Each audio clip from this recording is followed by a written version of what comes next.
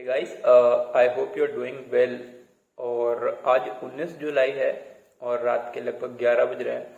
तो general market update ले लेते हैं कि मार्केट में भी चल क्या रहा है। तो आज has been a wash out day for every kind of asset. Bitcoin से लेके अपना Nifty, Dow, commodities, they all are struggling. Dollar has आज उसने थोड़ा सा गेन दिखाया है। So volatility is there to stay, मैंने पहले भी आपको बताया हुआ है। बट आज वॉलेटिलिटी को मद्देनजर रखते हुए, या आप में से कई ऐसे हैं जो इन्वेस्ट तो करना चाहते हैं, but like they know a company is good, but they are worried about the price कि is it a good stock at a good price or not।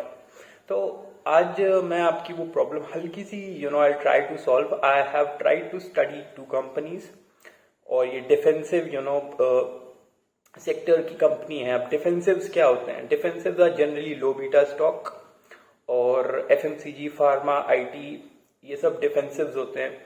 लेकिन अगर आप प्राइस के हिसाब से देखो तो आईटी या जितने मतलब हेवी वेट्स हैं, इवन एफएमसीजी के, एचयूएल से लेके Dabur, Emami, they have all gained. But आज मैं आपके लिए दो ऐसे जेम्स लेके आया हूं जो डिफेंसिव में भी are a very defensive play.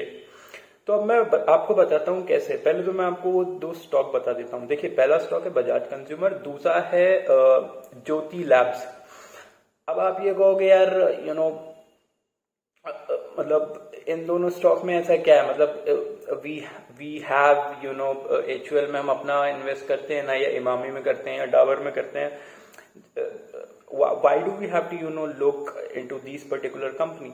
देखिए, मैं आपको अब एक बात बताना चाहता हूँ। जो पीयर वैल्यूएशन होता है, या जो इन्वेस्टमेंट गुरुज बोलते हैं, जो सबसे आसान तरीका होता है कि अपने आसपास की चीजें देखो and then try to invest, उसमें ये फिट होते हैं एफएमसीजी के स्टॉक्स। तो अब अगर मैं आपसे बोलूं कि मान लीजिए स्टॉक मार्केट में एचयूएल के स्टॉक नहीं, प्रोडक्ट्स बिक रहे हैं। एफएमसीजी अपने आप में is not a basket, it's a shopping mall. तो आपको क्या लगता है कि एचयूएल अभी जैसे उसने अपने रिटेल के प्राइस बढ़ाए, उसे प्राइस अभी मान लिए 2,500 रुपए पे एचयूएल, आप क्या समझते हो कि किस लेवल पे एक ऐसा पॉइंट आ जाएगा कि लोग कहेंगे नहीं यार, हम एचयूएल के प्रोडक्ट छोड़ के we try something else which is cheaper. जो कि आप अपनी अगर ओवरऑल इकोनॉमी देखो तो there are job losses, people have been उनकी परचेजिंग पावर काफी हैम्पर हुई है। सो बजाज कंज्यूमर के प्रोडक्ट में शिफ्ट करना, या ज्योति लैब्स के प्रोडक्ट में शिफ्ट करना इज इमिनेंट, वो होगा ही। और मैं आपको यही बात बताना चाहता हूं कि एचयूएल ने प्राइस बढ़ा दिए हैं एक तरह से, मतलब मार्केट के हिसाब से मैं आपको समझा रहा हूँ। People are still buying it, but Jyothy labs और बजाज कंज्यूमर्स, कोई उनकी तरफ देख ही नहीं रहा है कि उनके भी प्रोडक्ट अच्छे प्रोडक्ट्स हैं, एक पेडिग्री मैनेजमेंट है, और वो अभी भी अपने प्री पैंडेमिक लेवल्स या बहुत ही अंडर वैल्यूड स्टेज पे पड़े हुए हैं। तो ऐसा नहीं है कि उनकी टॉप लाइन ग्रो नहीं करी है या उनके प्रॉफिट ग्रो नहीं किए। इट्स जस्ट दैट कि लोगों का ध्यान अभी डिफेंसिव एज अ सेक्टर की तरफ नहीं गया है, क्योंकि ऑब्वियसली अभी तो वो 16,000 की तरफ हम दौड़ते भागते हुए आ गए। तो people haven't realise the importance of defensive. So 16,000 के बाद there would be a gradual shift. Dabur में थोड़ा ट्रैक्शन आना शुरू हो जाएगा, आईटीसी में ट्रैक्शन शुरू हो जाएगा, तो इनमें भी आना तय है। और ये डिफेंसिव में इतना ज्यादा अब 700 पे कोई फंड मैनेजर खरीदता नहीं रहेगा डाबर, या 4,000 पे एचयूएल लोग लेते नहीं रहेंगे। ग्रेजुअली आपको शिफ्ट होना पड़ेगा लोअर एफएमसीजी। क्योंकि मैं आपको बता दूं, एफएमसी जो कंपनीज होती है ना, कोई ऐसा नीश प्रोडक्ट्स नहीं बनाती हैं। तो किसी को अगर डाबर आंवला से लोकल आंवला ब्रांड शिफ्ट करना है ना, जैसे उसके अगर 5 रुपए बच रहे हैं, तो वो बैरियर बहुत कम है जो इस तरह की ट्रांजिशन को बचा सके। तो मैं सिर्फ आपसे इतना बोल रहा हूं कि FMCG is just because as a sector सबको समझ में आता है। तो आप भी अगर अपने आसपास देखे होंगे, तो मुझे नहीं पता आप लोग, आपके लिए मैं आपको कुछ हिस्ट्री या बैकग्राउंड बताता हूँ। देखिए, आज से लगभग 20 साल पहले अर्ली 2000 में मतलब सफेद कपड़ों के लिए नील इस्तेमाल होती है। आई डोंट नो आप लोग कितना लोग जानते हैं इसके बारे में, बट रॉबिन करके एक नील आती थी जिसको ज्योति लैब्स ने जब उजाला लॉन्च किया ना, आया नया उजाला 4 बूंदों वाला उसने it actually disrupted the market. और नील इंडिगो आना ही मार्केट में, उजाला इज द वन जिसने नील ही मार्केट से मतलब एबॉलिश किया, मतलब ऐसा तो नहीं बोलूंगा कि कंप्लीटली खत्म कर दिया, बट मतलब मार्केट शेयर उसका पूरा कैप्चर कर लिया। और मैं आपको बजाज कंज्यूमर के बारे में बताना चाहता हूँ। देखिए उसका बजाज आमंड तो सबको ही पता है, और थोड़े मतलब 10-15 साल पहले maybe they acquired No Marks facial creams में आए, वो स्किन केयर में आए। तो ऐसा नहीं है कि इनके प्रोडक्ट्स के पोर्टफोलियो अच्छे नहीं है, लोग इन पे ट्रस्ट नहीं करते या इनका पेडिग्री मैनेजमेंट नहीं है। जस्ट इज दैट कि एक तरह से ये समझ लो किसी मॉल में भी ना ये बहुत छोटा स्पेस लेते हैं, तो इट्स जस्ट दैट उन पे कोई ध्यान नहीं दे पाता कि यार ये तो ज्योति लैब्स का है या ये बजाज कंज्यूमर का है। चलिए अब मैंने इतनी कहानी सुना ली आपको, मान लो आपने कहा यार मुझे कहानियों में विश्वास नहीं, मुझे नंबर्स दो।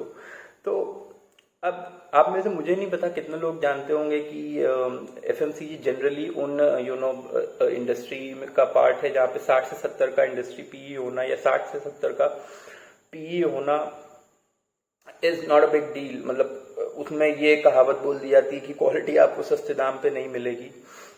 तो अगर उस लेवल से भी देखा जाए तो I guess Jyothy and Bajaj consumer do have वहां से 2 गुना बढ़ सकते हैं। सिर्फ नंबर पे आपको बता रहा हूँ, आप नंबर खोलना, यू विल गेट इट। दूसरा, मैंने अपना एक खुद का रेशियो इजाद किया। जैसे कि मैंने आपको पहले ही बताया ना कि मैंने एक रेशियो निकाला, market cap to sales ratio.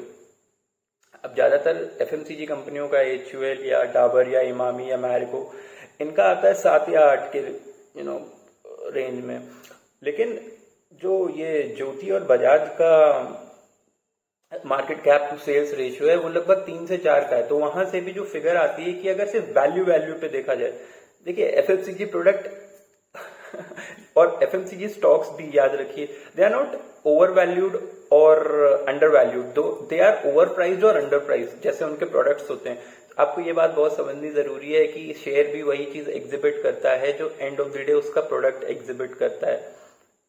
FMCG firms का बीटा इसलिए कम होता है क्योंकि they are very asset light business, cash rich होते हैं, और इनके प्रोडक्ट भी आपको अगर देखा जाए तो fast moving consumer goods are not very volatile kind of a product. किसी चीज की शॉर्टेज हो गई या सप्लाई चेन डिस्ट्रप्शन हो गया तो वही चीज एग्जिबिट होती है उनके पर्टिकुलर स्टॉक में। ये तो मैंने आपको नंबर के हिसाब से बता दिया। अब इसको आप एसआईपी के थ्रू, देखो मैं आपको एडवाइस नहीं कर रहा हूँ, this is just my research, I am sharing it with you. क्योंकि अभी जैसे कि मैंने स्टार्टिंग में ही आपको बोला, there are things are going to get messy. So इन दोनों स्टॉक्स में क्या है कि रिटर्न का वादा भी है और रिस्क सीलिंग भी है, मतलब कितना ही नीचे जा सकते हैं यार। अब ये 2015 में 17-18 की मिड कैप रैली में ये लोग पीक किए, वहां से इनका टॉप लाइन प्रॉफिट बढ़ते चला आ रहा है, लेकिन इनका स्टॉक आधा हो रखा है। तो आप रिस्क में भी समझ सकते हो कि ये कैसे अंडरप्राइज्ड हैं। और I guess if you are looking to park some capital into good defensive place, these two companies are something that you should look into। इसके अलावा यार ज्योति लैब्स और बजाज कंज्यूमर के बारे में ये बोल सकता हूँ कि या तो ये और ब्रांड्स एक्वायर करेंगे या इन्हें कोई एक्वायर कर लेगा। देखिए आपको एक बात याद रखनी पड़ेगी कि एफएमसीजी क्योंकि ऐसे एसेट्स मतलब केपेक्स कर करके नहीं ग्रो होते हैं, वो उनके पास कैश होता है यार, वो खरीद लेते हैं। जैसे बजाज ने, मैं आपको कंज्यूमर में बता रहा हूँ, इन्होंने 2014 था या ये नोमार्क्स इनका एक्वायर्ड ब्रांड है।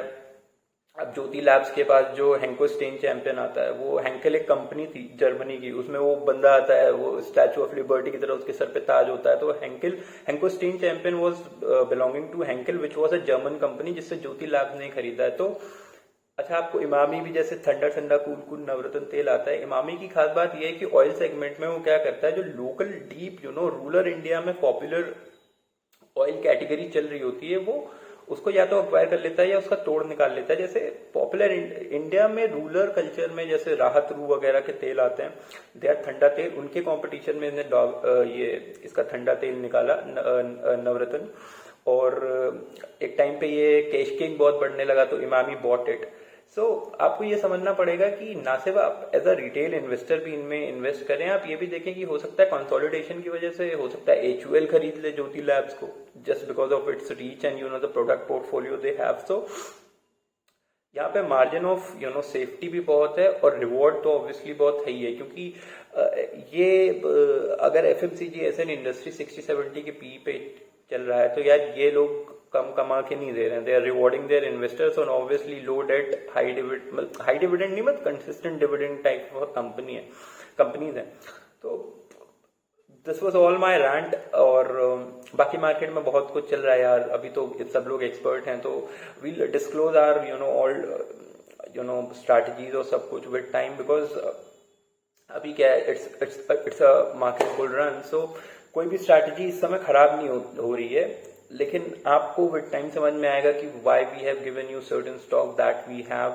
आपको ये पता चलेगा कि चाहे डिफ्लेशन हो जाए चाहे इन्फ्लेशन हो जाए, if you have followed us you are protected against both of them।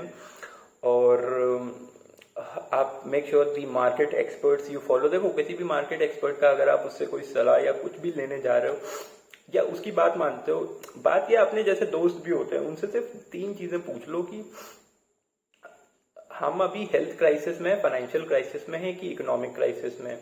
दूसरा सवाल उनसे ये पूछ सकते हो कि आने वाले समय में the economies are going to inflate और डिफ्लेट।